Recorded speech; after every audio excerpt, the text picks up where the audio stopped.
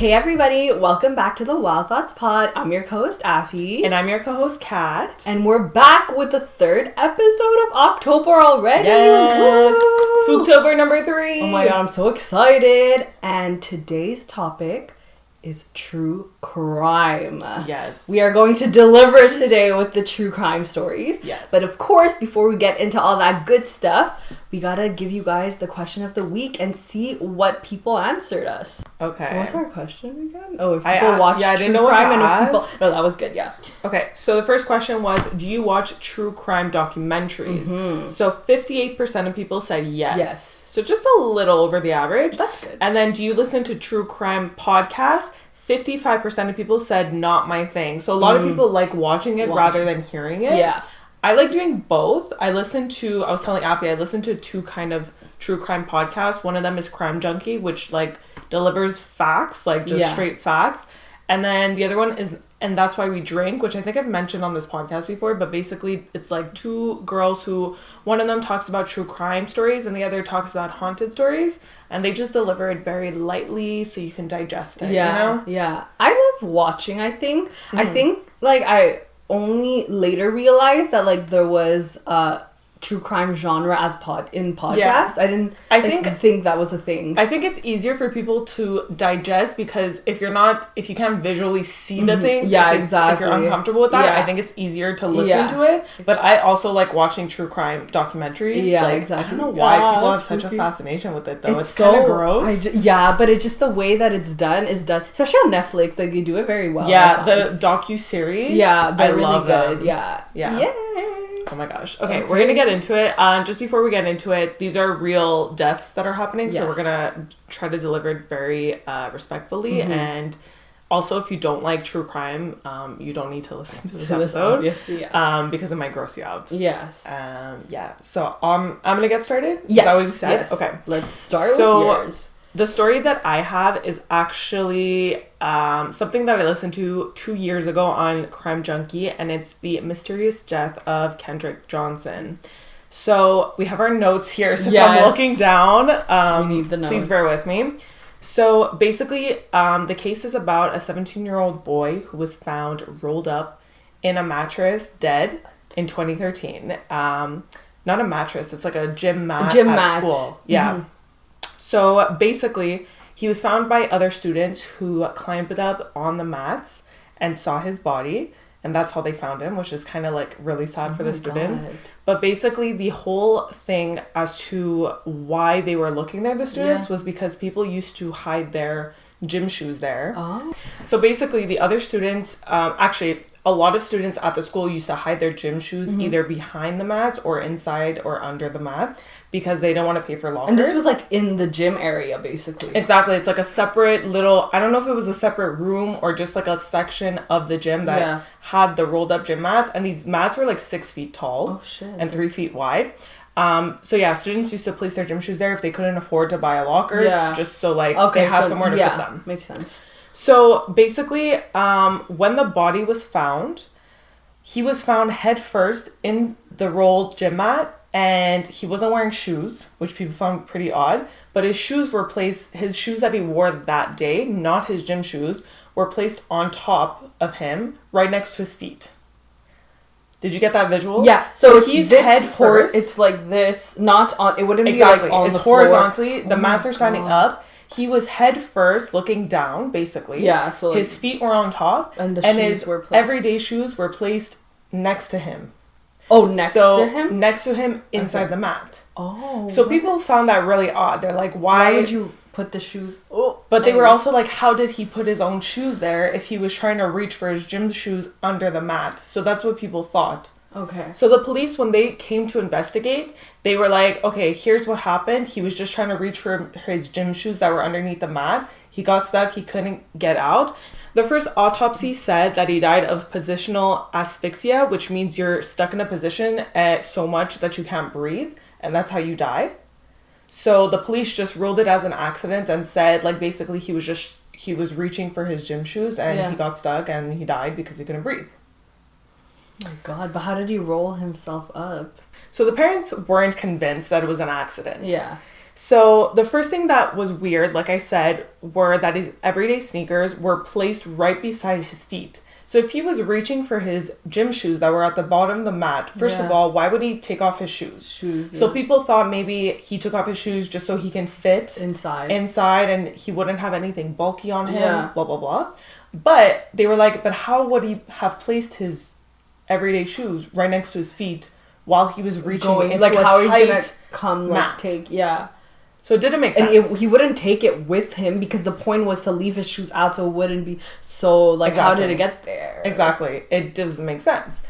Then they saw the gym shoe when it was found underneath the mattress. You have to think, like, him being head first down in the mat, the blood would be rushing to his head. Yeah. And if he was there for a long period of time, the blood would start, like, gushing out of his orifices. That's what, like, I heard in the podcast. Yeah. So obviously they would find blood near the gym shoes, but one thing that was weird, there was no blood on the gym shoe. It was only under the shoe.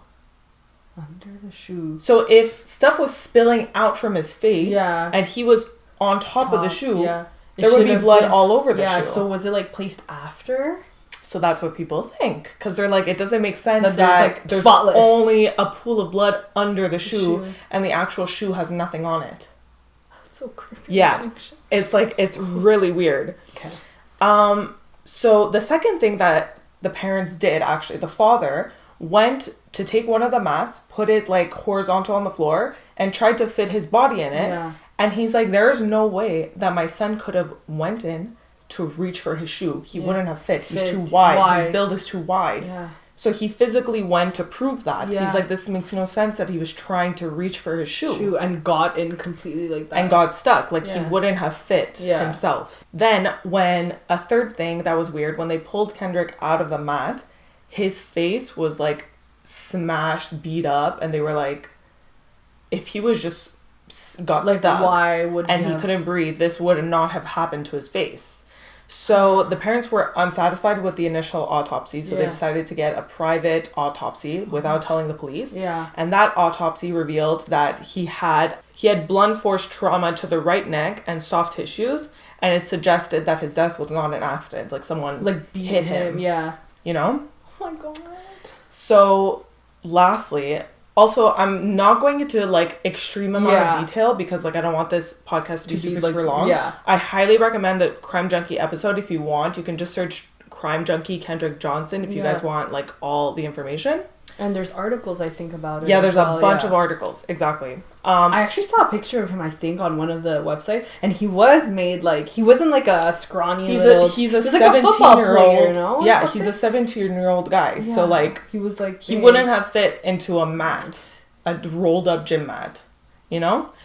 So the last thing that was kind of weird is when the funeral home received his body, usually, like, the organs and stuff are still in him, and the funeral home has to take them out and, like, do their procedure. Okay. So when they were going to take out the organs and follow the protocol, they only found newspaper stuffed in him. What? So apparently the investigative bureau that did the first autopsy said that the organs were said to have been destroyed through natural process and discarded by the prosecutor before the body was sent back to the city, I guess, where they were doing the funeral. So they were like... Why did they do that? Yeah, it was just, like, a weird thing. I'm not really sure the importance of it, but they were just, like...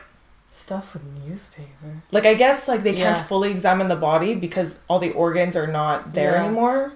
Like, I think that was the main detail. So wait, when you bring a body to a funeral home, do they always take out the organs? They put the organs are in a bag in the human. Is it because of organ donation? I guess. Okay. It could be, and also, like, I think to keep the body full until like the funeral home preps them. Okay. Maybe. Okay, I'm not sure. I'm not sure about that. So they don't always take out the organs unless they're, like, donors, no? They have to wrap up the organs because then they're going to start, like, I guess, decomposing. Oh. So they wrap it up and put it in a plastic bag in the body. Oh, inside of the body. I think. This is all, like, from what we'll check remember. After, yeah. Yeah. Anyways, so that's, like, a bunch of stuff why the parents were like, this does not seem like an accident. Yeah. So then when the police wanted to look at the tapes, it said a forensic analyst enlisted by CNN found that the tapes from 2 cameras were missing an hour and 5 minutes of footage. Yeah. So that was sus. And another set of cameras was missing 2 hours and 10 minutes of footage. And it was said that apparently the cameras in the school weren't synced properly. So, like, nothing really followed each other. What the fuck? Yeah, it was a bit weird. What's the point of the cameras then? Yeah. Like, sir. Another thing that was said was that the police waited for the school's IT to give them the tapes instead of sending one of their officers to go investigate at the school. Yeah. They waited for IT to give them the tapes. So a lot of people were like, well, anyone could have. That gives people time to like tamper with the evidence, or even like if the school didn't want to have an even worse reputation, they could have like cut stuff out just to and then give it to the police. That's so scary. So there's a lot of pieces that were missing, and like that could have been so really helpful to the case. Exactly. How do these little things just get through? It's so scary. Yeah. So then as they were investigating, there was a hoodie and a pair of orange and black gym shoes were found near where like everything was found. Yeah. And there was traces of blood on the wall nearby. Wall. Yeah, like near where the hoodie and gym shoes were. Oh. So when they tested the blood, it revealed that it wasn't Kendrick's blood. You see my face. Yeah. So they also reported that the blood seemed like it had been there for a while, but investigators didn't take the hoodie or the gym shoes into custody. They just were like, oh, it was maybe... They didn't want to like test the freaking blood on the wall, bro? They didn't... Okay. So the whole thing was... Getting angry. I think it said that people... That the police didn't take it as seriously because it was a black student. Mm-hmm. So the white community was like, it's an accident. They ruled it themselves. They're like, no, it's an accident, whatever. The black community was like, it's so obviously not an accident. It was murder. Like something happened here.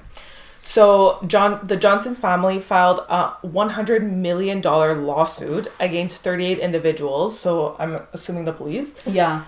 And they allege that his death was a murder and that the respondents were participants in a conspiracy to cover up the murder and the homicide, which they claimed involved 2 sons of FBI agents. Oh, I was not expecting that. Yeah. Wait, what? So you think the blood of the guy on the wall is one of the sons? Because they found gym shoes and a hoodie, so like that's obviously another student. Yeah, if they found for gym sure, shoes. Yeah. Well, obviously, I don't know. Yeah, that's what I was thinking. I think. Yeah, I was thinking like probably a student that goes to that school, either they got into some type of fight or like jealousy or something, or like something happened there. Yeah, racially motivated. Like I'm not sure, but oh my god, exactly. But then, how did the FBI like? How did that come about? Were they like? Do they know if they were classmates? So I didn't read too much into this because I was more focused on like the actual crime. I didn't really search too much about the lawsuits. Yeah. If you want to know more, obviously like there's tons of information online about it, so you can go look at it. But basically, the judge. This happened in Georgia, by the way. Okay. So Georgia, there's a lot of racist. Because like the South. Like, it's still pretty racist there. Like especially in 2013. So basically the judge decided that like the parents were wrong. Okay. Yeah. They ruled against them. Exactly. That's what I want to say. They ruled against them, and they ordered the Johnsons and the attorney to pay more than $292,000 in legal fees to the defendants. So, like, the police and the FBI. And accuse them of fabricating evidence in order to support their own claims that it was a homicide. Bro, no. Someone killed this boy. Like... I'm so sorry, but... No. So, yeah, like I said, the police said it was a murder. Not the police. The black community said it was murder. White community says it was an accident. And the police didn't take the case seriously because it was a black boy. And Georgia. When he said Georgia, I was like, wow. Exactly. So... In June 2016, so this was 3 years later, the parents were still fighting for someone to take this seriously, someone to investigate it as a murder. June 2016, the Department of Justice announced no charges would be filed against anyone in relation to the Kendrick Johnson's death, considering there was insufficient evidence to support federal criminal charges. There was missing, like, tapes, missing evidence there. There was blood on the wall. They didn't take the hoodie or the sneakers that was next to someone else's blood into custody. They just disregarded everything that was being pointed towards something could have happened here and they just ruled it as an accident. Did they even question like classmates or anything? Like what? They really were not taking this seriously. No, this was a murder. Yeah. Like someone... So 2 years later in 2018, the family decided to have a third autopsy just to like really because they didn't get closure. The third autopsy showed that it was blunt force trauma, so that was confirmed, likely due to being struck in the neck with a 45-pound dumbbell. And made sense that they were in the gym area. Like, exactly. A dumbbell. Like, that's specific. In American schools, I'm pretty sure, like, most of the time they have, like, weights and stuff. Yeah. Especially, probably. like, in high school, too. Exactly. Because they're big on sports, right? So, like, it could have easily been anyone in the school. And it just doesn't make sense. Like, how would you get stuck? Like, how would you even go through 6 foot... 6 foot, 3 feet wide. But really rolled up. And, like, get stuck at the bottom with your head. Like, you wouldn't even think... If you want to get your shoes, you would probably lift them exactly. You wouldn't fucking go head first. Like, that doesn't make any sense. Like, exactly. You wouldn't even get to the bottom of it. Like, nothing made sense to rule it an accident. It just sounds like someone's hiding a body and rolled it up in a mat. Exactly. Like, that's what it sounds like. Yeah. After they, like, beat someone up and were scared. Exactly. Ew. I'm so sorry. That really sucks for the family. Yeah, but even though in 2016 they ruled it like they weren't going to investigate any further, March 2021, so this year, they decided to reopen the case. That's crazy. So we're hoping that the Johnson family is going to get justice because this was not an accident. Yeah, and that always happens. Like, they do things wrong and then like 10 years later... They're like, oh, let's maybe look at something wrong. And they're like, that's crazy. Maybe something did happen here. And it did, so... I need to look into the story more now. Honestly, I would highly recommend, like I said, the Crime Junkie episode because, like, they really said the facts very well. They really laid out the story so you can follow it. So, highly recommend. When I was listening to that a couple of years ago, I was, like, in disbelief the entire time. And the story stuck with me. And he's 17. He was 17. 17. It was really sad. He must have been so scared, too. Yeah. Whoa, that was a lot. Yeah. I need to, like... Okay, we can take a little break. It's a lot. When you're reading this and, like, talking about it, learning about it, then you have to re-explain it to me or, like, the audience. Like, whoa. And especially, like, looking this up, if you guys are, like, squeamish or, like, you can't see stuff. Like, because when I looked it up, especially if you look it up, the Crime Junkie episode pops up. And on their website, they do show, like, pictures of, like, the evidence and stuff. And, like, pictures of him after they pulled him out. And it's, like, it's very sad. Oh, that's rough. Yeah. It's really sad. I've got another story that's also pretty traumatizing. It's different, but it's traumatizing. Okay. Yeah. I'm, like, not excited about this one because it's obviously sad, but it's really interesting. Like, there's a lot of info, and basically pretty much all the info that I got is from a Netflix series that just came out literally, like, 2 days ago. It's called The House of Secrets, Burari Deaths.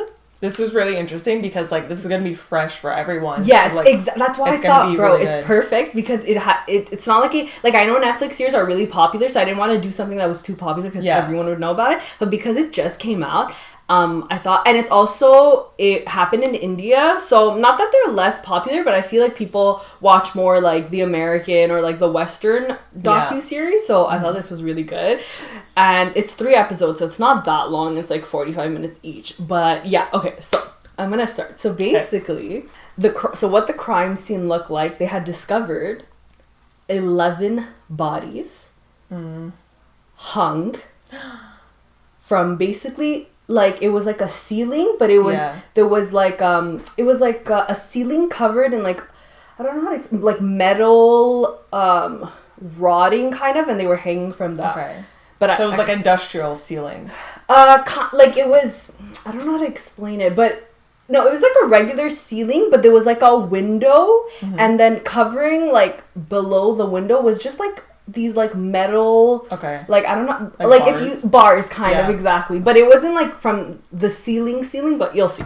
Anyway, so they were found, 11 bodies were found hanging from the same family. God. All these 11 bodies all came from the same family. Holy shit. Yeah, and it happened in Delhi, India in 2018, so not that long ago. Oh my god, so that's recent. And it was like a really big case. Like, sorry to cut you off, but isn't it so sad that like this happened so recently, and I've never heard of it just because it's in a different country. Me neither. I never heard of, like, a lot of people really were saying, too. Like, I read an article about someone that was basically, like, reviewing the Netflix documentary, and he was like, oh, like, I have never heard about this.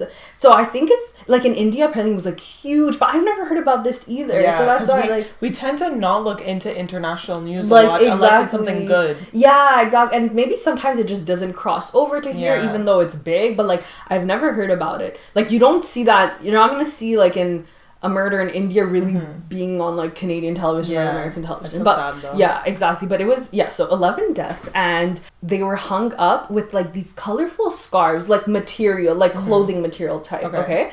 And their hands were tied by, like, telephone strings. Some of them were telephone strings, I think, and some of them were just, like, wires.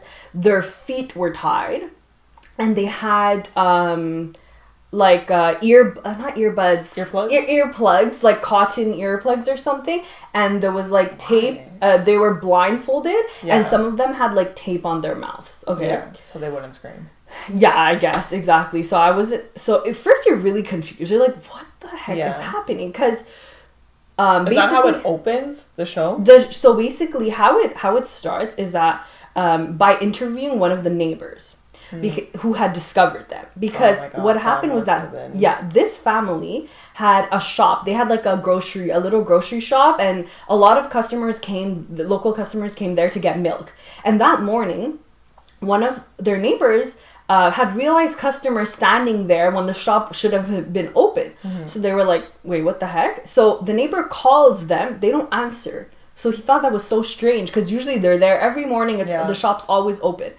So then he tries to go check in their house, and he sees the doors open. So he's like, that's strange. Like, why is the door open?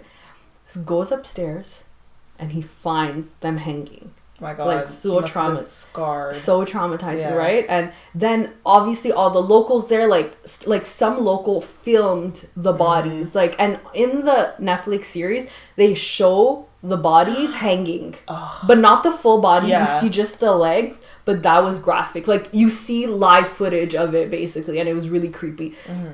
And then after, so the police comes in, and one of the investigators that came in used to be their neighbors, the family that died. He knew them very well, so he was called, and he was like, whoa, what the heck? And first instinct, a lot of people thought that it maybe was a mass suicide.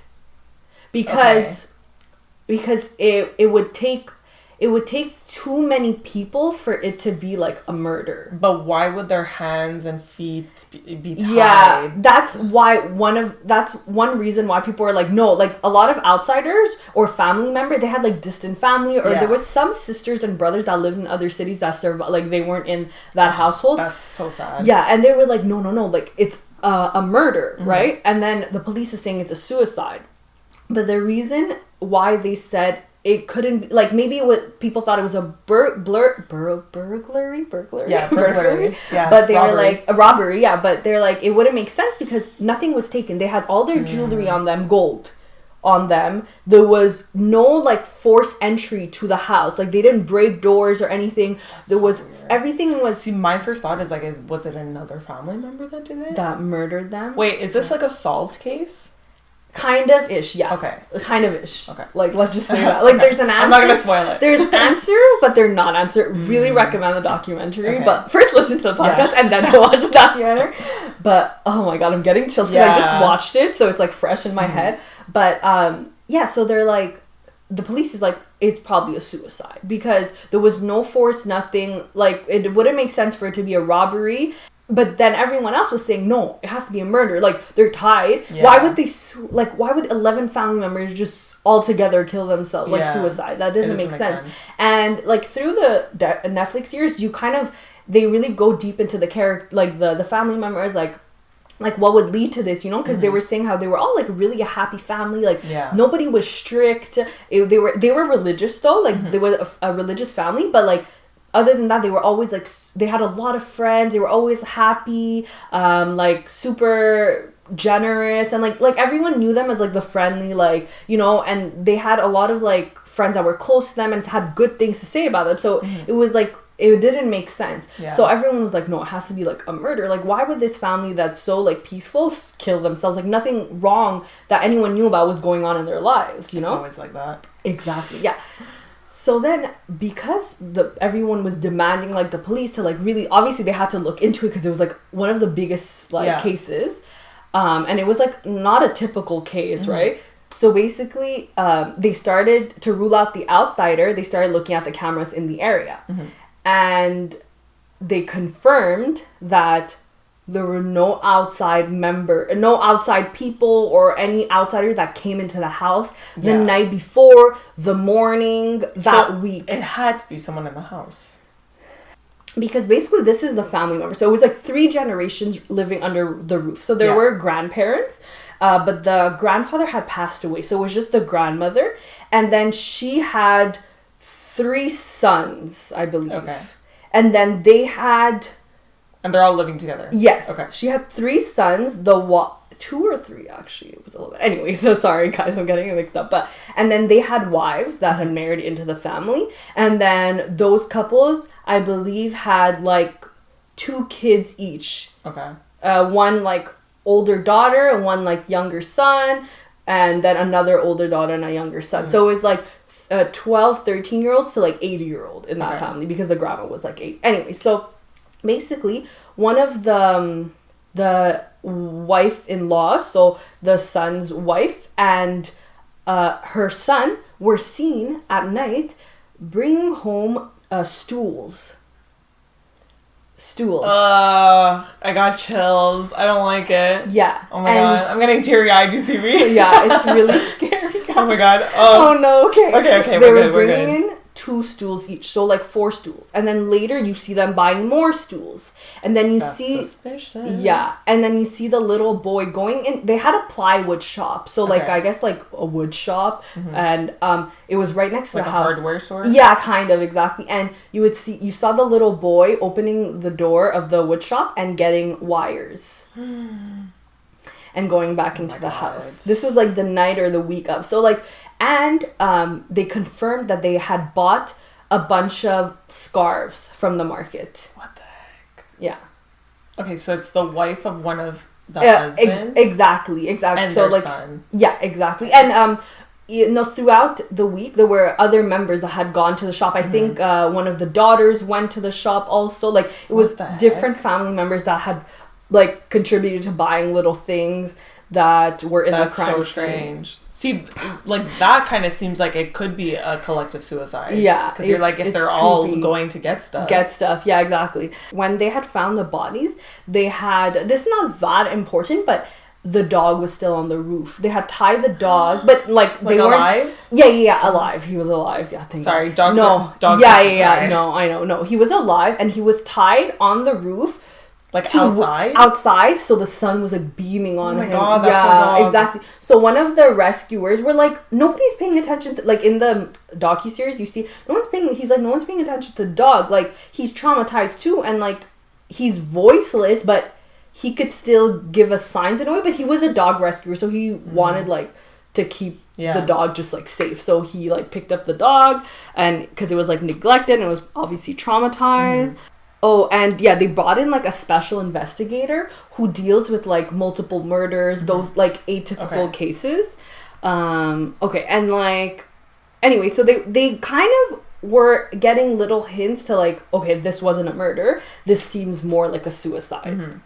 But they had found that one of the men that were hanging, you could see there was sign of struggle because one of his arms were out of like the string. So it was like they were trying to get out. Obviously, if you're hanging, you're like trying to get out. It was odd because like there was footage of them 10 days before dancing, because it was one of the daughter's engagement. She was getting married in like 2 weeks. Oh my god. So she died before she got married. Oh my god, that's so sad. Yeah, like, so there was an engagement, and so it was odd to them because they had spent like 4,000 lakhs, that's rupees is like their money there, but like a lot of money, okay, on an engagement and like this whole party.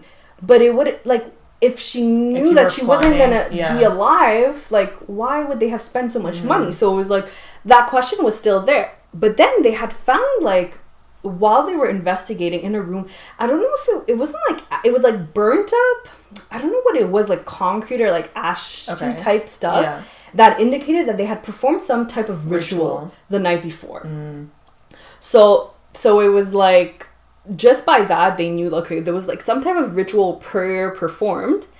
And then, oh my god, it was a sacrifice. Yeah, oh my god, I don't know, bro. Okay, well, I know, but like, so they really brought the investigators in and started looking deep into every room. Like the specialist investigator that was called in, they started looking every room, like go over the room as many times as you can, and they started recording everything, every inch of the room, and trying to find any like indication of anything abnormal. And they found a diary. Oh. So there was one diary that was found, and then the investigators like, go look to see if there's any more.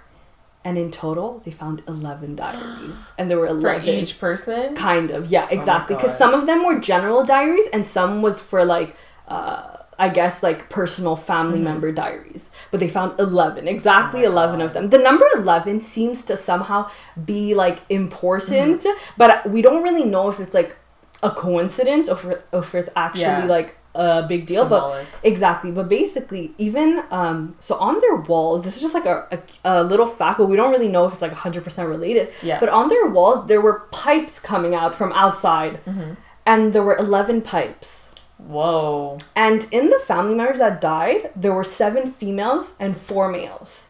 And the pipes, there were 4 pipes that were curved downwards, and heck? 7 pipes that were sticking out.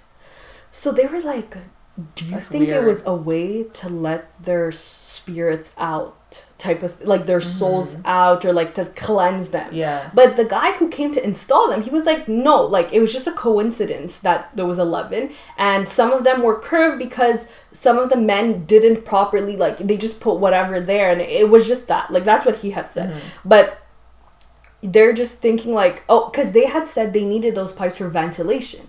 But then the investigators were like, that doesn't make any sense. You can't vent, like how are you going to ventilate a place and the pipes are down? Like it just doesn't make sense. But anyways, that's just, I didn't understand like why they brought it up. I thought there would be more like depth into it, but it was just one of the facts, because you never know for sure. Like it's not really indicated anywhere. They started to read the diaries, and the diaries are very important because basically the ritual that they had performed that night, which was a ritual, was in the diaries. So everything that happened was written in the diaries. It was documented. It was written in the diaries. And what they had performed is the banyan tree ritual. A banyan tree is like, I don't know if you know, it's basically has like long roots, kind of like hair. Okay. And so the ritual was for them to hang like the roots of banyan trees. Wait, I recognize this. You've heard of this? I don't think I've maybe the tree. Anyways, yeah. The ritual, okay, I don't think it's a common thing, because I looked it up if it was like a thing people do, and all that came up was this case. Okay. So I think it was more like something they maybe came up with. But yeah, so it was, it kind of like almost resembled like witchcraft and like like cult-like practices a little bit. And it was as, in the diaries, it's as if like a third force was giving them like directions. Like someone else was telling to do these things. So. Ooh, that's creepy. Yeah. So this is where an important family member comes in, is the grandfather who had passed away. Oh. Because in the diaries, y'all, who was speaking to him was his dead father. So yeah. So this is haunted kind of, yeah, exactly. But then it gets even deeper. You're like, well, what the heck? So these diaries did not start recently. They started 11 years from that death. Oh shit. 2007. From his death or like their death? Their death, the family's death, because they died in 2018. And he started writing right after his father had passed away, which was in 2007.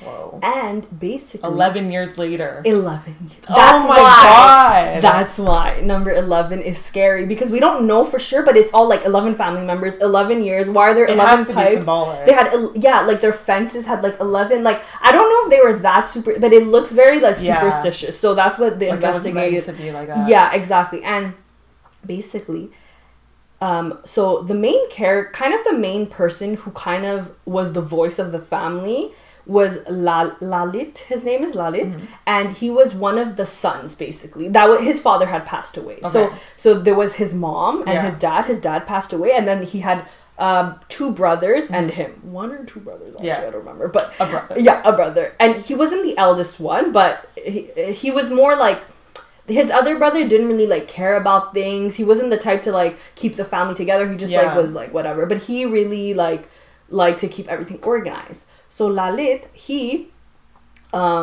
became like the patriarch in that, like the patriarchy in the house. He was like the head of the house, because they described that his father, the grandfather, was always the head of the house, and like everyone listened to him, and he made the decision.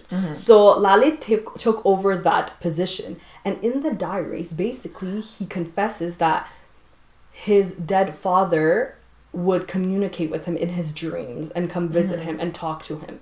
And that I believe in that though. Yeah, like, I kind of believe that. Like, yes and no when I go into the story, but like you'll see. But he was like, oh, his dead father was communicating to him, and when he writes in the diary, you can tell that it's not him writing. He's writing what his father. So it's like his father possessed him type. Yeah, and he's writing directions of what his instructions from his father. So weird. Yeah, but a lot of the diaries, they realized, were all related to Lalit. Like it was all his, like about him. It was like you have to obey what Lalit says. You have to do because he's the head of the house. You have to do what's good for Lalit. Like all of that. But then it was. But it was also the grandfather, like it was the grandfather talking, but it was like weird. And then the family started to notice too that he would take on his father's voice and mannerisms. That's so weird. Like he was possessed. Yeah. Then he obviously told his family about that he would see his dead father.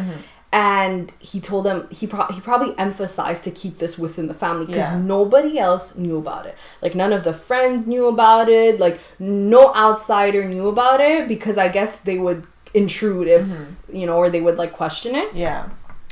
Okay, wait. And then, like one of the examples, like you are making Lalit anxious. So it was all like surrounding him and his dead father.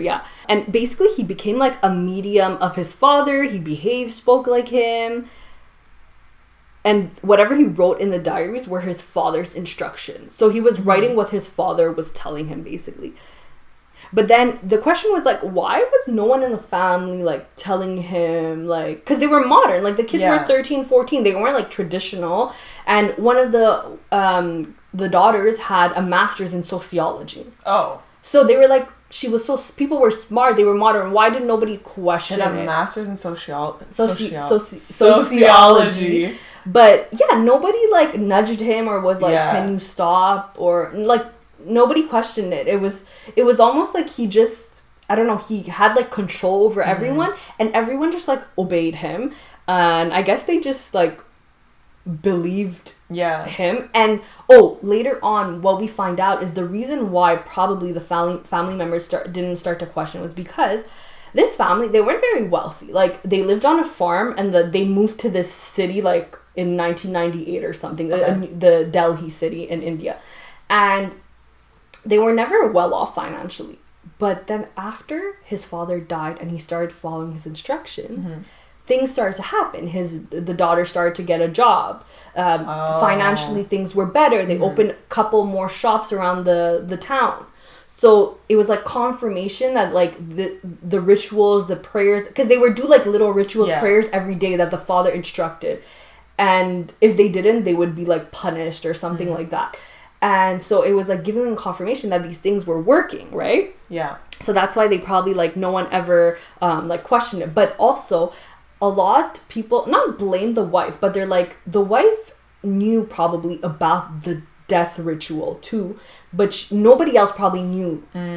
She knew, so because they were like, yeah, exactly. She knew because she was like super close to him, and like that was his wife. Yeah. But apparently, like the friends were saying how she probably like didn't say anything because she was gaining like by just obeying him, because she just was comfortable, and like if she like questioned him, maybe things would become weird and all that. But she didn't want to risk it. Exactly. From like the tied hands and all that, they noticed that in the crime scene, Lalit and the wife did not have their hands tied. So theirs was a suicide.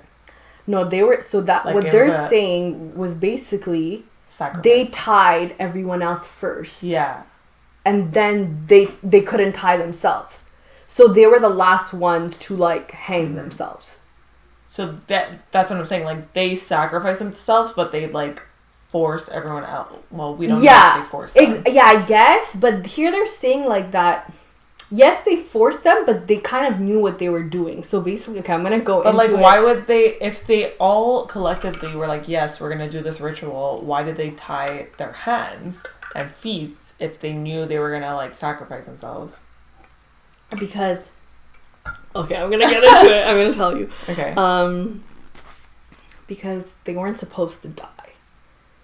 Oh. Because this was the father's instructions. Mm-hmm. He had told Lalit, the son, you have to perform this ritual for the betterment of the family. By doing this, you're going to get good things are going to come to you, right? Like, the whole point of this was the father was looking over them, and like there was also some religious things like God, like never question God, things like that. You know, God will keep you safe, all of that stuff. So the father apparently had told Lalit that it's gonna be a 5 to 15 minute ritual, and and he had told them, leave water near the door. When you see the water change color, you'll know that I'm here and I'm coming to save you guys. I just got chills. Ugh. I don't like it. Oh my gosh. I am. I'm going to watch it. So he said that basically they weren't meant to die, and he had reassured them that the grandfather was going to untie them and save everyone.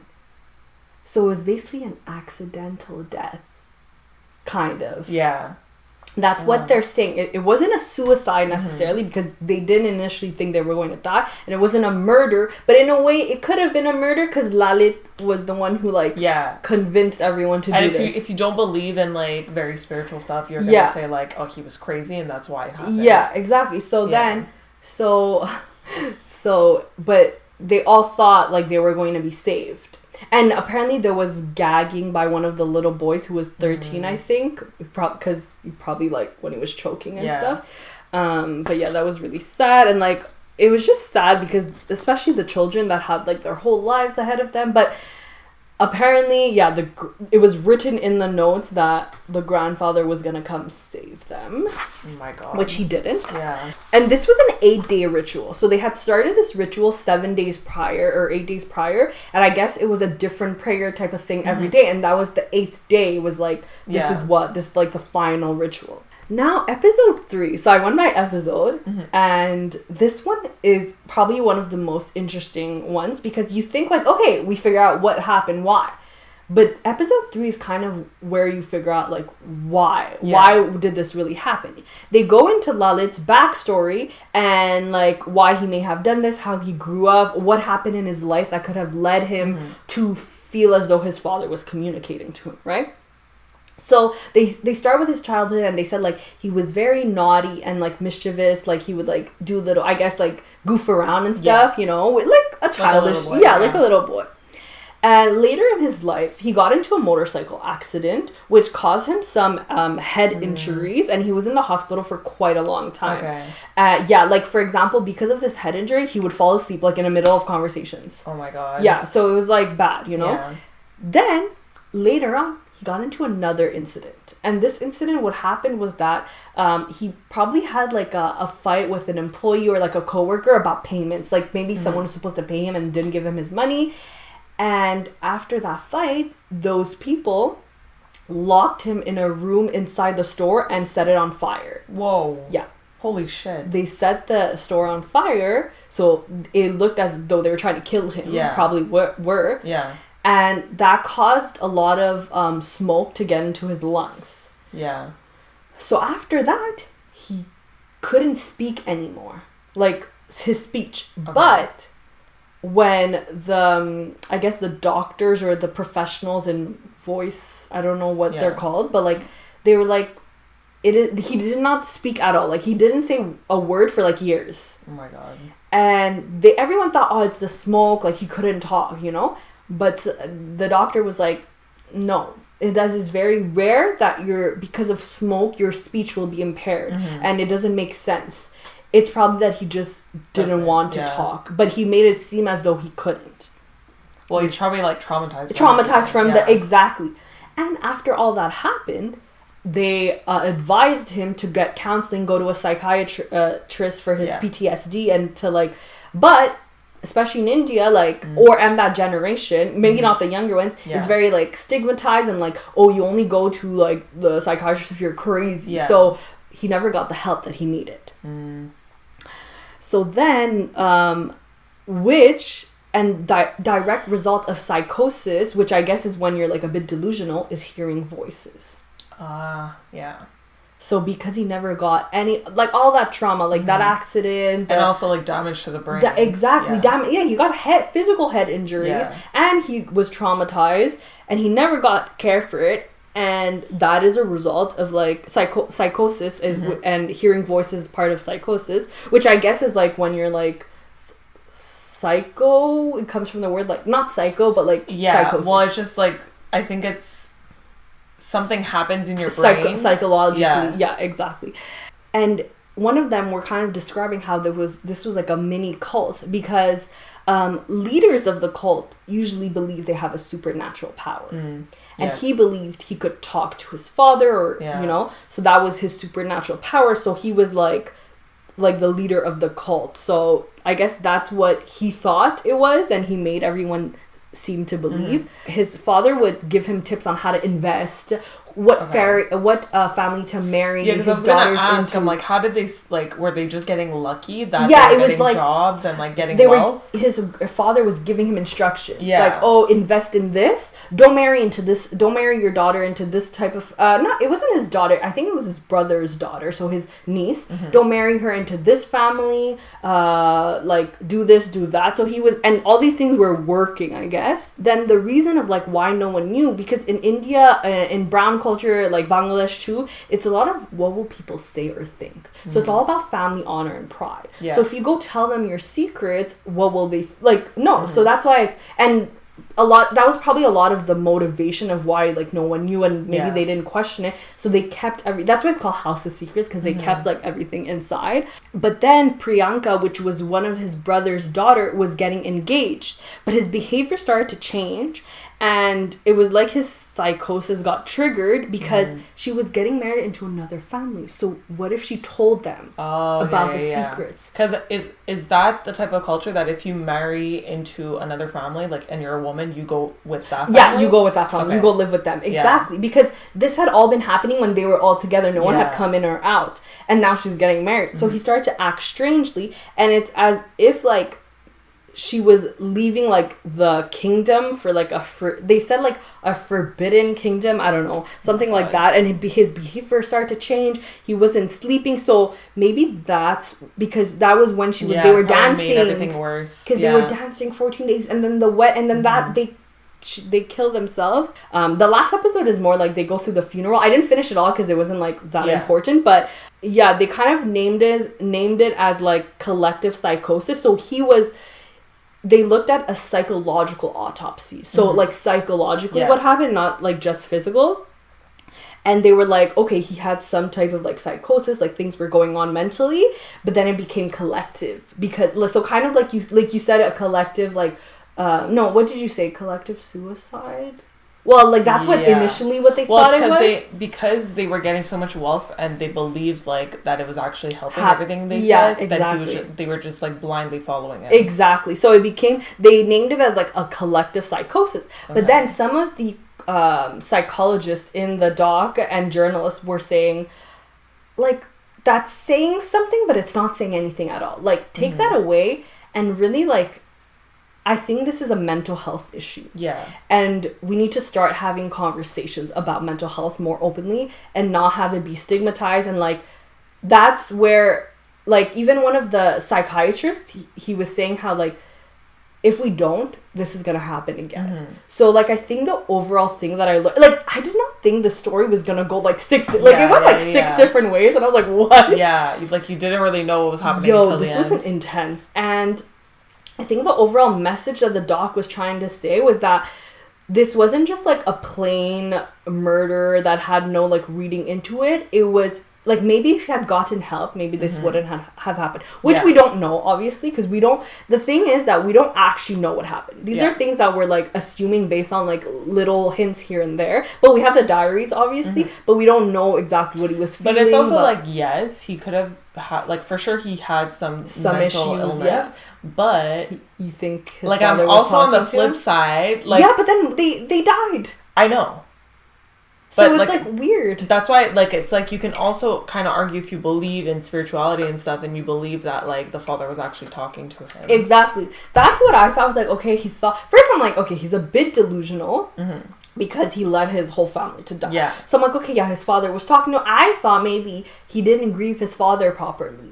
And so it was, maybe, like, revenge? Or, not revenge, but it was the way he was coping with it, was he felt his father was talking to him. Yeah. So, because he never got, like, you know, he never probably... Yeah, he never went to go talk to someone when he was almost burned to death, and then his father died, so that was his way of dealing with it, was like grieving his father by him coming to talk to him, but then it just like escalated. To me, that's what I thought. But then when the third episodes go into like, oh, his head injury and all that, I was like, oh, but it could have also been like that, just like topped off everything. Like his father dying. And everything. When did the head injury and the fire happen? Was it before his father died? Before his father died. Both of those were before. So it could have just topped everything off and he lost it. Exactly, for sure. Like, yeah, exactly. I think he was probably close to his father if he felt like that, but... Especially if he felt like he had to take the role of head. Exactly, he was like the in the patriarchy. Yeah. And then wait, did I say? Yeah, he left the kid and went to psychology. Yeah, so the conclusion was that apparently what they're saying is that they weren't planning to commit suicide. It was an accidental death. It was basically a ritual which went wrong. Yeah. But the overall message was that in order to solve these actual issues, we got to talk about mental health more, especially in those in like brown communities and the older generation. Yeah. So that was that, but it was deep, y'all. Yeah, that was the story, Gabby. That was. I don't know if I spoke way too long, but no, it's okay. No, like, that was really good. Like, I want to watch... Even though I heard the story, like, I still want to watch there's so the many documentary. details, Kathy. Yeah. Like, it is so good. You guys highly recommend. Yes. Anyways, I hope you enjoyed it. Yeah, that was really good. I hope, like, those of you that like true crime, like, really enjoyed this episode. Yeah. Like, it's still very sad, obviously. Yeah, it's really sad, but I don't know why. I find it so interesting. Like, especially when we talk about cases that are solved and they talk about, like, the actual killer, and like stuff that went the through background, their mind. Like what happened, because there's always like a motive, like why do you think I find it so interesting. With this though, the thing that they were really frustrated with was that there was nobody alive to say what happened there. Yeah, they had all died. What's really sad. Yeah, so it's like they never are really going to know exactly. Yes, they had a bunch of diaries and they show the notes, like they show pictures. You need to watch it. Yeah, I'm gonna watch it. I'm gonna watch it because it sounds really interesting. Wow. Okay. I'm like overwhelmed. Yeah. So hope you guys enjoyed. Again, if you want to listen to other true crime, like focused true crime podcasts, listen to Crime Junkie and That's Why We Drink. Those are two that I recommend. I know another friend listens to My Favorite Murder. Or My Favorite Murderer. I can't remember what it is, but that's also a good one. There's a bunch of true crime podcasts out there. Yeah, sure. Netflix is really good for docuseries. Like, I watched a docuseries called The Night Stalker, and I think a lot of people have watched it by this point, but if you haven't, like, it's messed up. Like, it's kind of gross. Like what he does. But if you like true crime, I would recommend it. Also, like the Ted Bundy tapes. Like yes. Like there's a lot of true crime on Netflix. And if you like watching, definitely recommend. And obviously, go watch this one because it's new and it's like, I know you like, we kind of just said the story, but like Afi said, but there's so much more. Yeah, there's a lot of details. There's a lot of details, and you're like, whoa. It's, I don't know, it's probably one of like the best ones I've watched, and I haven't watched a lot though, but it was really like, and I've never heard about the story. How have I never heard of it? Yeah, that's why. Like, and it's also like, because it's so recent and we haven't heard about it, like it's 2018. It's sad. Yeah, it's really sad. Yeah, anyways, but so yeah, highly recommend those, and hope you enjoyed this episode. If you did, please give it a like on YouTube, subscribe to our channel, follow us on all the podcast platforms that you listen to, follow us on Instagram and TikTok at Wild Thoughts Pod, and follow us individually. They're linked down below, and let us know if you want to hear true crime podcast episodes in the future, because I really enjoyed learning about them. Yeah, same. Yeah. Oh my god. That's so much fun. And traumatizing. Yeah, literally. So we'll see you guys in the next episode. Bye.